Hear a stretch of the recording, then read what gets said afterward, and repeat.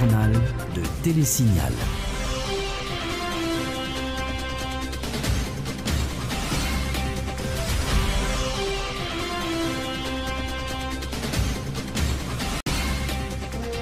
Bonsoir et merci de choisir Télésignal pour vous informer. Voici les titres du journal. Fin du processus d'inscription pour les postulants aux différents postes à pourvoir dans les bureaux électoraux départementaux, les BED, et les bureaux électoraux communaux, BEC, ce mardi. À 4 mois des élections législatives, municipales et locales, l'Office national d'identification s'active face à l'affluence dans les différents centres de distribution des cartes d'identification nationale. Vers la régularisation des Haïtiens vivant dans les bâtis en République dominicaine, un projet pilote du ministère des Haïtiens vivant à l'étranger en partenariat avec les Archives nationales, l'ONU et le ministère de l'Intérieur qui devrait s'étendre à d'autres pays de la Caraïbe. Début des examens officiels de la 6e année fondamentale ce mardi sur tout le territoire national.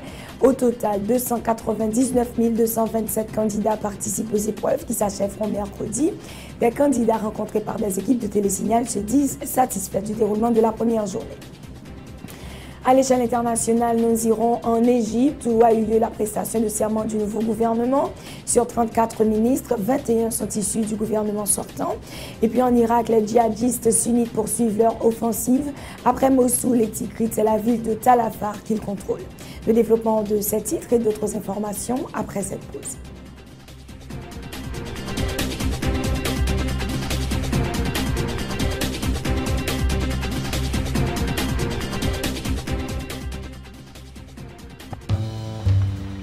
Ça n'a pas passé en bas du tout. Monsieur, ça va vous, monsieur? Ça a été là, il boss. On va au testail.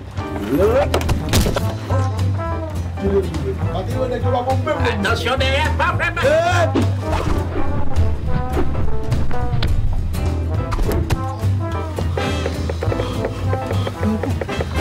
Wilkie, viens t'admire. Oh! Nous correct. Halbay. Canes Construction. Halbi. Canes Construction. Ah, ok. Canes Construction, entre un grand monde dans game de Kairia. Nous vivons tout numéro 1. Bon prix, c'est nous. L'autre bagage, vous me dites pas. Nous avons Canes Construction. Nous sommes plus terrain que tout l'autre. Bois, fer, ciment, céramique, petit, électrique. Nous avons cuisine tout pareil. C'est Ashtel, Plaquel. Adresse nous tout dans la carte là. C'est nous. Canes Construction. Depuis on poursuit pas de l'autre côté. Canes Construction. Car la fin bâtie ou baisser meublé. Canes Construction. Oh, parking pour avion atterri. Les pères, viens nous épice atterrissage, nous entendez? Posez, purti. Sexy! Vous la laguez! Oh! Pour canapé! Ça vous fait quand je joue ça là? Bonheur, t'as une zone fake l'ouvrir là sur bagage high-tech. Faut t'as passé pour t'avoir bagage ça. Mon pas même de machine! Ça vous fait caoutchouc! D'accord, dis là tellement bon marché, m'acheter caoutchouc ça toujours. Les prix machine baissé, m'acheter. Mais vous ne m'achetez pas comme ça là! Bonheur, m'a bien ouvert là. Vas-y.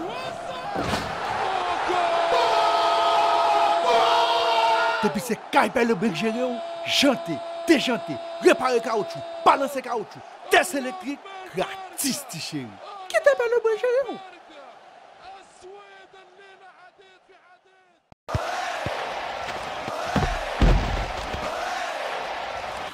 Café Rebo a bail pillage pour Mondial 2014 là. Ou envie gagner un foot tête droite, iPhone 5S, laptop, télévision, tablette, billet d'avion, microwave, blender, toaster, frigidaire et latrier. Combien numéro ou joignant dans sa chair. En puis, branchez télévision avec radio parce que vous avez gagné plus que 80 primes. Boué Café Rebo comme d'habitude. En puis, ramassez cadeau sous sachet Rebo. Vous avez déjà écrit acheter pour gagner. Quand il y a un dan, vous avez une étiquette qui fait un tirage là.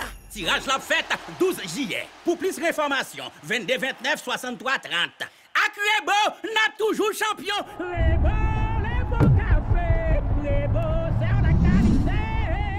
Chauffez café, chauffez. Rebo Café PIA.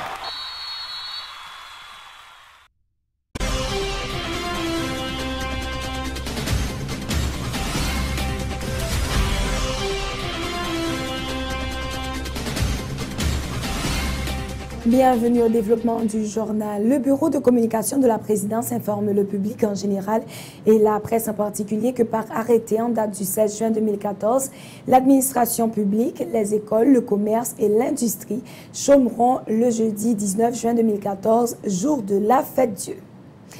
Nous en avons parlé en titre. Fin ce mardi du processus d'inscription pour les postulants aux différents postes à pourvoir dans les bureaux électoraux départementaux, les BED, et les bureaux électoraux communaux, les BEC. Pour la dernière journée, la grande foule n'était pas au rendez-vous. Les rares postulants présents au local du BED de l'Ouest à Delma 105 avaient du mal à faire le dépôt de leurs pièces vu qu'il leur manquait certains documents requis comme la preuve de résidence et le certificat de bonne vie et mœurs. Le processus qui a pris fin à 4 heures cet après-midi sera suivi d'un concours pour les postulants retenus. À 4 mois des élections législatives, l'Office national d'identification s'active. L'affluence dans les différents centres de distribution des cartes d'identification nationale devient de plus en plus intense. Les responsables de l'ONI avaient adopté des mesures en vue de redynamiser les actions de l'institution. Suivez ce reportage signé Michel Depayen et Yvon Saïd. Dans la cour de l'Office national d'identification à Babiole, des dizaines de citoyens font la queue. Cette affluence résulterait de la publication de l'arrêté présidentiel convoquant le peuple en Saint-Comice les 26 octobre et 28 décembre prochains. Les demandes ont considérablement augmenté, souligne Jean-Baptiste Fils Saint-Cyr, directeur général de l'ONI. Une affluence qui allait au-delà de l'ordinaire. Et j'en ai remarqué là, par exemple, dans ces mardis, en général, nous parlons tout le monde là les mardis. C'est certainement le fief électoral là qui poussait mon venir voter une fois que nous passons. En prévision à cette forte demande, les autorités avaient établi un plan de contingence. Plan qui visait à moderniser les capacités de l'ONI, augmenter son effectif et ses kits d'enregistrement mobile comportant ordinateur, système de numérisation des empreintes, photographie numérique et machines de finition. Et nous-mêmes, dans perspective électorale, dans le cadre de préparation, nous avons préparé nos conséquences. Pour nous préparer une liste électorale et former les gens, et recruter de nouveaux opérateurs et puis recevoir les citoyens. Selon les précisions de Jean-Baptiste Fils Saint-Cyr, toutes les communes du pays sont déjà dotées de représentation de l'Office national d'identification. Ces bureaux offrent les mêmes services que celui de Port-au-Prince. Réagissant sur le processus électoral, le coordonnateur communal de l'Organisation du peuple en lutte, l'OPL, se dit inquiet de l'attitude des responsables du parti qui n'ont donné aucune suite à l'invitation du Conseil électoral provisoire à venir s'inscrire. Pour Hervé Saint-Ilus, l'OPL est engagé dans un combat électoral qui se fera sur deux fronts, d'une part sur le terrain et d'autre part au niveau du Conseil électoral provisoire. Les explications de Hervé Saint-Ilus au micro de Michel Depayen et d'Yvon Saïd.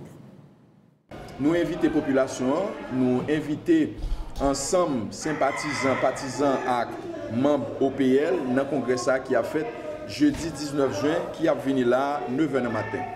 Deuxième objectif c'est demander au comité exécutif national partien qui ça l'a fait parce que nous connaissons un document que partien recevoir de conseil électoral provisoire là dans les affaires élections. Nous avons besoin qu'on ait est-ce que partien pour inscrire pour que nous-mêmes qui on ne peut plus intéresser à les affaires élections pour nous connaître comment ça a fait. Parce que l'expérience qui était faite en 2010 dans les affaires élections alternatives, là, surtout, nous praler, nous pas praler, nous pas praler, nous praler, nous besoin 2014 là, bagaille là au départ, il paraît clair devant nous et devant la population lui-même de son côté qui paraît. L'OPL, nous ne connaissons pas si l'OPL lui-même paraît, parce que nous n'avons pas senti une volonté de la part de l'ensemble de dirigeants pour inscrire dans le niveau conseil électoral. Notons que la coordination communale de Port-au-Prince de l'OPL organisera son 5e congrès tri-annuel ce 19 juin 2014 au local du parti à Turgeau. Rassemblement prévu sous le thème Port-au-Prince, on mettait main pour rebâtir l'État-nation et qui vise à renouveler l'actuel staff dirigeant de la coordination du parti politique. Alors que le Parlement a déjà écrit au président de la République pour confirmer ses 3 représentants au Conseil électoral provisoire, le sénateur Moïse Jean-Charles se démarque de la décision de ses collègues de désigner des représentants au sein de l'organisme électoral. Le sénateur du Nord, qui reste accroché à la proposition exigeant l'application de l'article 289 de la Constitution, dit ne rien présager de bon dans l'évolution du processus électoral. Toutefois, le sénateur Jean-Charles dit espérer que les acteurs politiques parviendront à un consensus autour de la tenue des prochaines élections dans le pays. Les propos du sénateur Moïse Jean-Charles, toujours au micro d'Yvon Seyd. Nous pouvons adhérer à l'initiative de président Sénat pour nous capables de représenter nous dans le conseil électoral et nous dire clairement les mettre un conseil électoral provisoire en place. Ce n'est pas une entité qui peut voir le monde, ce n'est pas ni Sénat, ni la présidence, ni le système judiciaire, mais c'est l'ensemble secteur de la vie nationale qui a le droit pour voir le monde. L'article 289 qui est toujours attaché à lui, il respecter. Parce que même si aujourd'hui, le monde a parlé très bien, mais puis devant encore, il y a l'autre problème. Comme tout gouvernement a une volonté pour faire élection, pourquoi il y a une élection dans le pays, nous sommes certains, avant l'élection faite dans le printemps juin, on modifie au plan pour nous capables de mettre en place un conseil électoral. Des parlements de plusieurs pays de l'Amérique latine, de l'Amérique du Sud, contributeurs de troupes de la MINUSTA, ont résolu de retirer leurs effectifs en Haïti, selon ce qu'a informé Moïse Jean-Charles à l'issue de sa tournée sud-américaine la semaine dernière. Le parlementaire qui mène une lutte acharnée contre la présence des troupes onusiennes dans le pays se réjouit de cette initiative. Moïse Jean-Charles informe que les parlementaires qui ont adopté la résolution relative au retrait des casques bleus d'Haïti ne voteront pas l'allocation. Ils ne voteront l'allocation d'aucun fonds destiné à supporter leurs troupes présentes sur le sol haïtien. Les explications du sénateur Moïse Jean-Charles au micro d'Yvon Seyd. Nous présentons la situation d'Haïti et nous sommes d'accord, la Commission internationale qui est dans Parasoul, ils font un vote qui demande pour tout pays capable de retirer tout pays dans le pays d'Haïti. Moralement, politiquement, c'est un gros acquis pour nous, peuple haïtien. Deuxième acquis que nous gagnons, l'un parle avec le président, on sait le président dans le monde là, là on dit nous oui, après il capitule devant impérialiste. Je dis on a passé via le Parlement pays ça pour nous capable contredire retirer tout le monde dans le pays d'Haïti. Là son Parlement qui votait, tant que le Parlement ivoirien qui votait, qui demandait immédiatement pour le président José Mujica retirer tout le monde dans le pays. Nous croyons que ça c'est un gros acquis qui est lié pour nous peuple haïtien. Parce que le gouvernement ça pas qu'avoyer budget devant le Parlement pour demander au corps pour mener tout le monde dans le pays d'Haïti. C'est dans ce sens qu'on a mené la bataille là. Nous faisons plaisir pour nous remercier les parlementaires uruguayens qui ont voté la loi qui demandait pour le ministère capable de quitter le pays et particulièrement les troupes uruguayennes qui demandent pour quitter le pays rapidement. Organisation de la société civile et action des pouvoirs publics. C'est le titre d'un projet conjoint mis sur pied par l'initiative de la société civile et le Conseil haïtien des acteurs non étatiques, CONAN. Ce projet qui s'échelonne sur 2 ans sera exécuté dans 4 départements géographiques du pays. Il devra aussi influencer les actions du gouvernement en matière de droits publics, explique le coordonnateur du CONAN, Édouard Poultre, au micro de Tom Dumont et Domaine Thierry. Nous avons cherché à renforcer le dialogue public-privé. Nous avons besoin que les toucher des domaines que chaque monde est capable de comprendre le rôle et chaque monde est capable d'aider à ce que non seulement la société a informé, mais elle est bien informée sur l'investissement qui a fait côté intérêt population dans l'investissement qui a fait. Et nous avons cherché finalement que capacité société civile là pour influencer action et pouvoir public est capable également renforcer dans le sens de l'intérêt général. Il y a donc un ensemble d'activités qui prévoient et à travers le pays.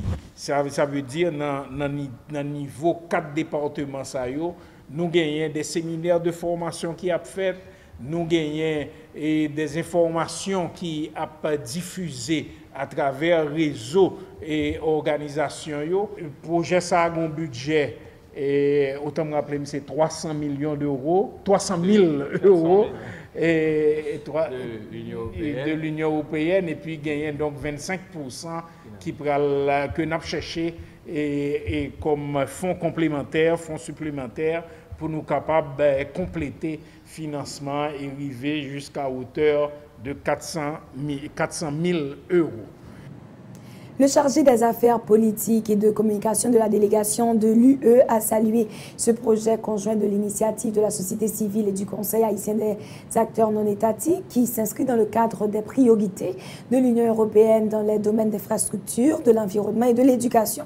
C'est pourquoi l'UE a alloué une enveloppe de 30 000 euros en appui au projet. Se félicite Raphaël Brigandi, toujours au micro de Tom Dumont et de Wendy Henry. Comme vous le savez probablement, l'essentiel de notre aide, de l'aide publique européenne, transite par l'État haïtien, notamment à travers des mécanismes d'appui budgétaire.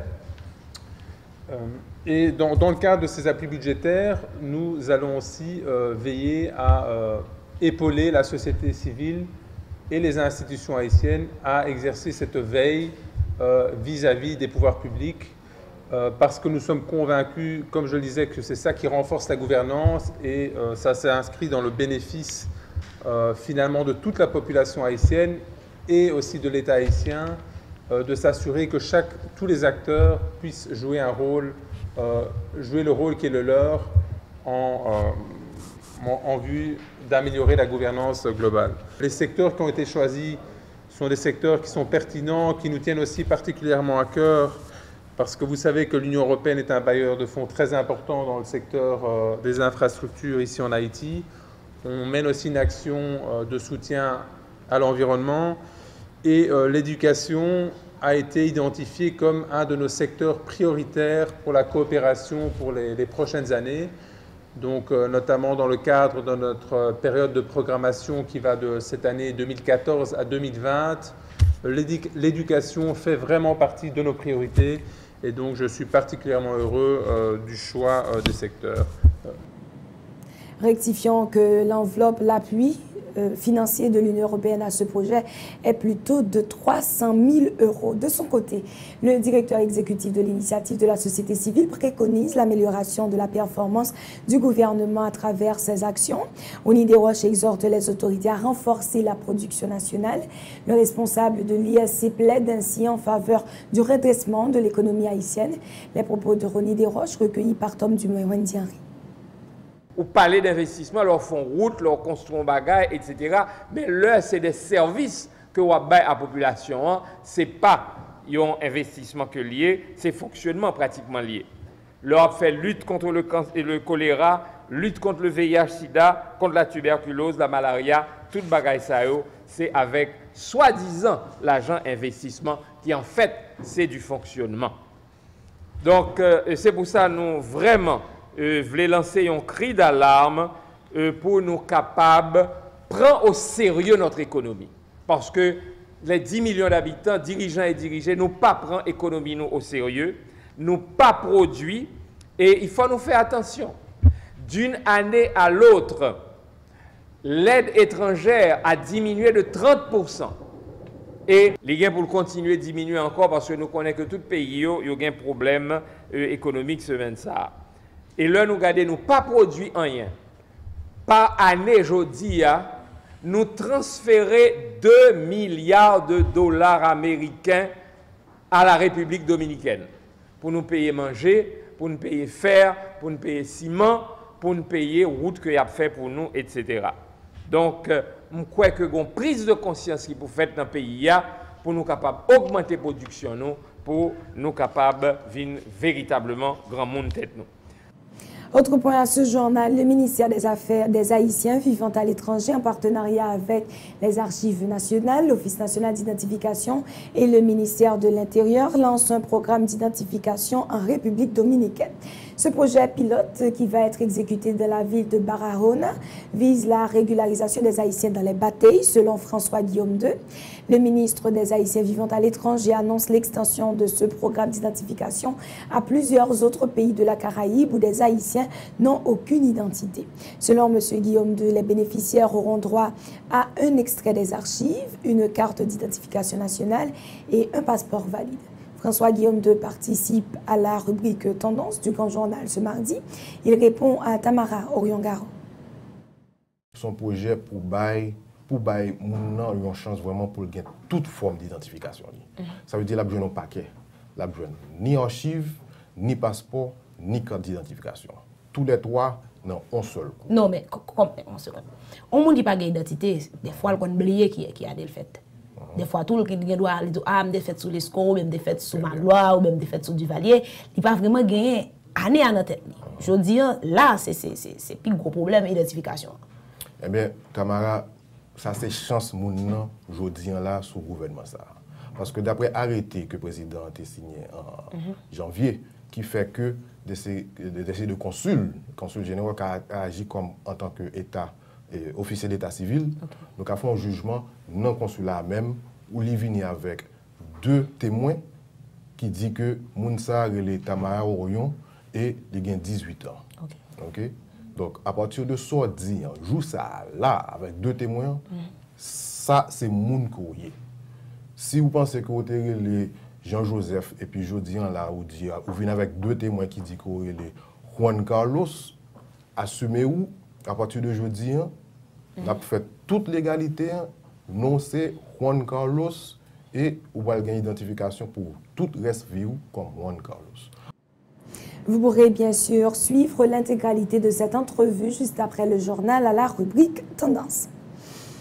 Nous en avons parlé au début du journal. Les examens officiels de la 6e année fondamentale ont débuté ce mardi 17 juin sur tout le territoire national. Au total, 299 227 candidats participent aux épreuves. Le département de l'Ouest à lui seul accueille 111 604 candidats.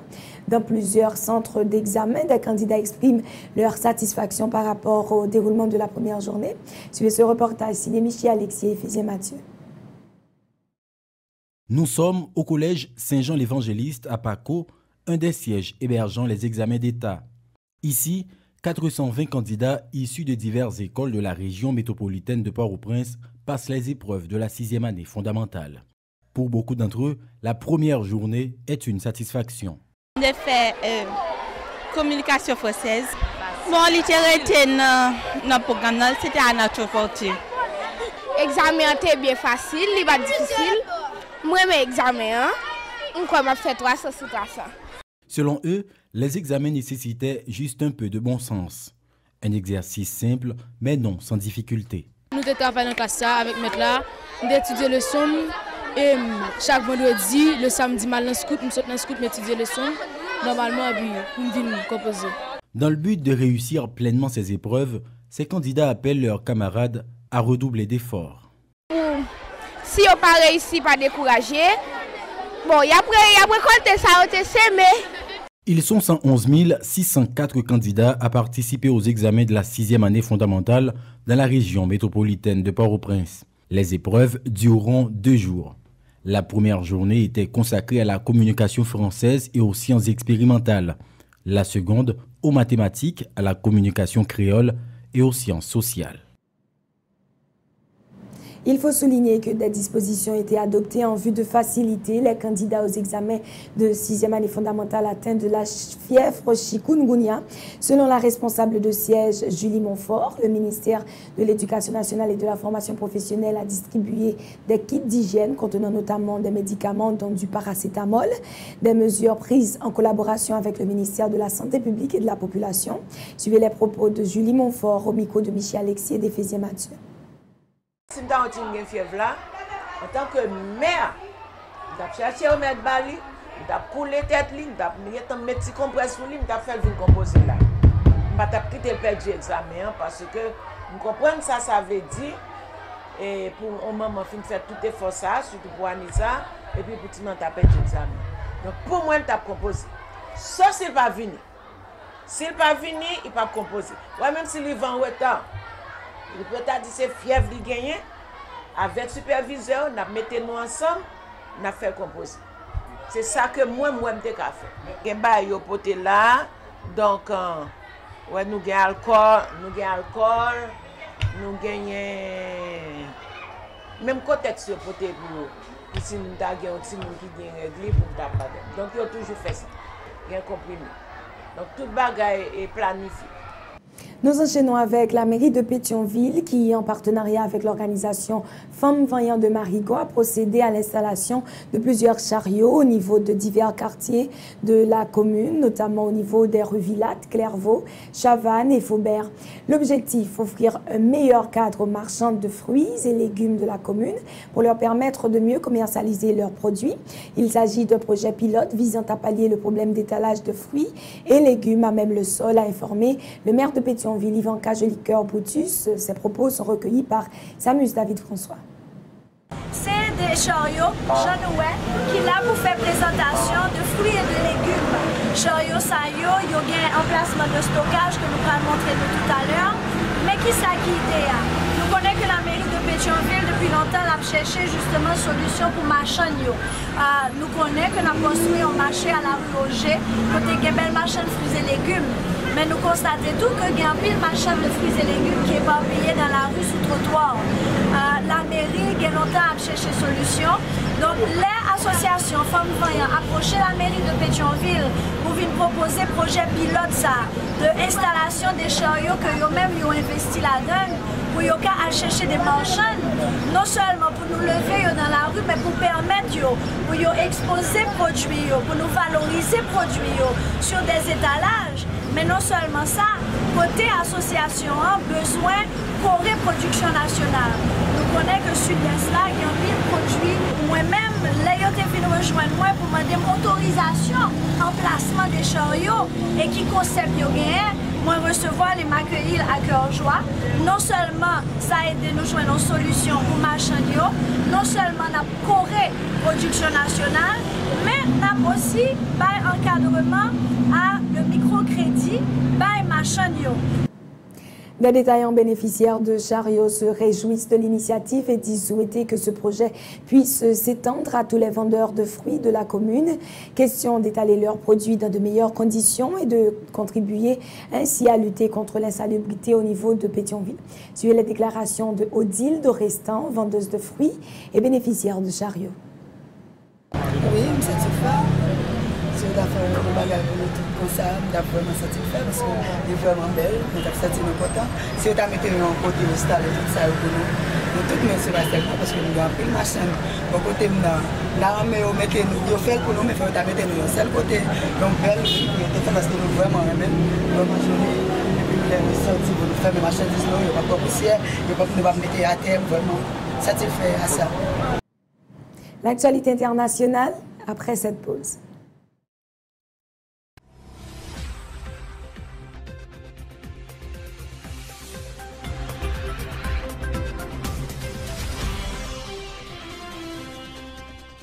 Vous travaillez pour construire votre avenir. Les fruits de vos efforts méritent d'être protégés. Tous vos investissements, chaque employé dévoué, chaque précieuse acquisition, aujourd'hui et pour les générations futures, un malheur est vite arrivé.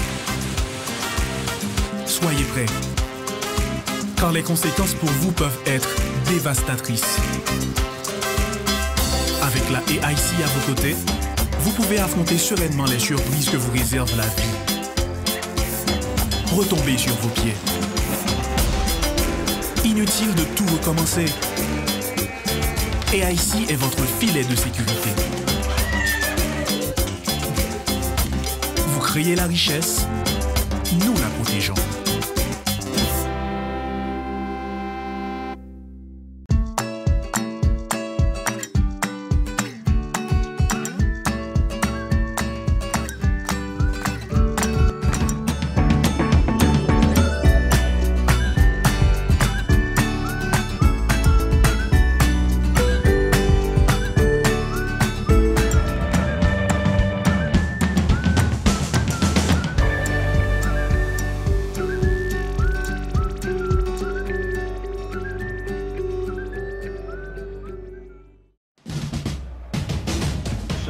Longues années d'impatience, juste un petit mois de pure réjouissance. Toutes les races, toutes les couches sociales, petits et grands, se passionnent pour cet événement planétaire, le mondial.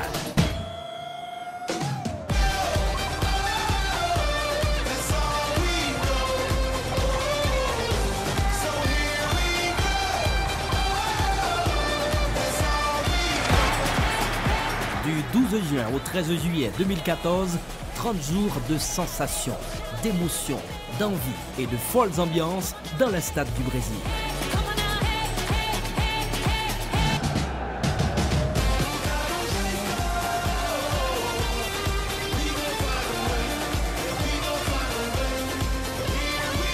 Le Mondial 2014 sur Télésignal jusqu'au coup de sifflet final.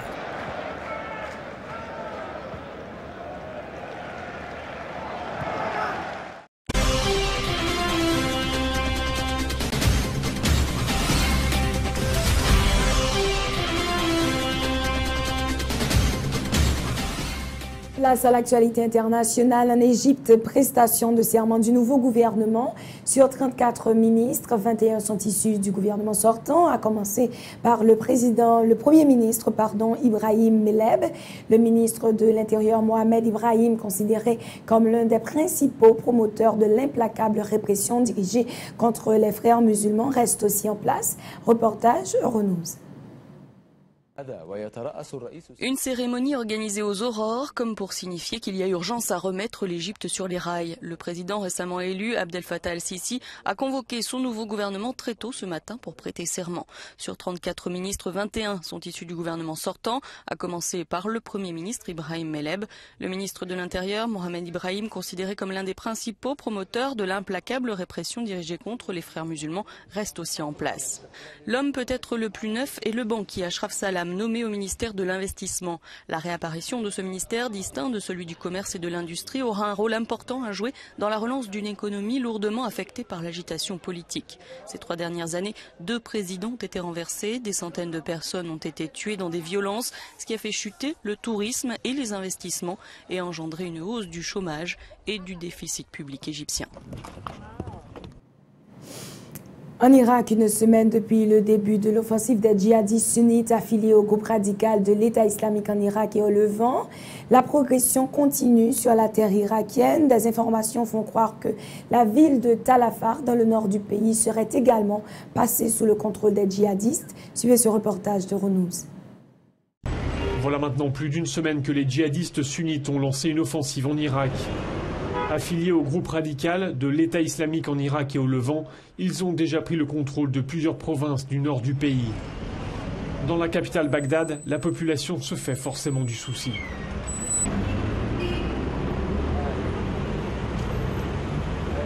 Ce qui nous inquiète, dit cet homme, c'est que certaines chaînes de télé diffusent des informations selon lesquelles l'armée irakienne n'est pas capable de faire face. Ce genre de rumeur a forcément un impact négatif sur la population. Ce mardi, la direction de la plus grande raffinerie du pays a annoncé la fermeture du site par mesure de sécurité. Cette raffinerie est située entre Mossoul et Tikrit, 2 villes tombées aux mains des insurgés. Par ailleurs, Tal Afar serait également passée sous le contrôle des djihadistes. Cette ville du nord de l'Irak est une enclave chiite dans une province à majorité sunnite. Les combats auraient fait des dizaines de morts. Plus près de Bagdad, les forces gouvernementales repoussaient les insurgés à Bakouba, au nord-est de la capitale, mais au prix de nombreuses pertes. Des centaines d'hommes de confession chiite se sont portés volontaires ces dernières heures pour rejoindre l'armée et combattre les djihadistes sunnites. Une partie d'un gazoduc qui alimente l'Europe en gaz russe a explosé ce mardi en Ukraine sans faire de victimes. L'incident a eu lieu après la décision de Moscou de couper les livraisons de gaz dans la région de Poltava, dans le nord-est. Les autorités ukrainiennes parlent d'un sabotage. Des détails avec nos confrères d'Euronews. En Ukraine, une explosion s'est produite ce mardi sur un gazoduc qui achemine du gaz naturel russe vers l'Europe. L'explosion s'est produite dans la région de Poltava, dans le nord-est. Aucun blessé, a priori pas d'impact sur le transit de gaz. On ignore la cause de cette explosion, mais pour les autorités ukrainiennes, il s'agit là d'un acte de sabotage russe visant, je cite, à discréditer l'Ukraine en tant que partenaire gazier. Cet incident survient en pleine guerre du gaz entre Kiev et Moscou. Ce lundi, la Russie a décidé de ne plus livrer son voisin tant qu'il n'aura pas apuré sa dette. À Kiev, les autorités, par la voix du Premier ministre, ont une nouvelle fois ce mardi dénoncé l'attitude russe. Cette décision sur le gaz fait partie d'un plan russe visant à détruire l'indépendance du pays, ainsi déclaré Arseniy Yatsenyuk devant les députés. Il y a quelques jours, le chef du gouvernement avait indiqué que l'Ukraine allait diversifier son approvisionnement en gaz en sollicitant notamment la Pologne. Pour sa part, le patron du groupe ukrainien Naftogaz a assuré que dans l'immédiat, aucune pénurie n'était à craindre pour la population.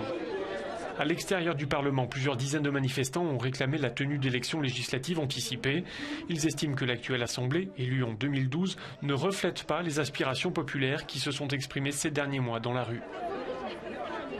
Le journal touche à sa fin. Le rappel des titres avant de le refermer.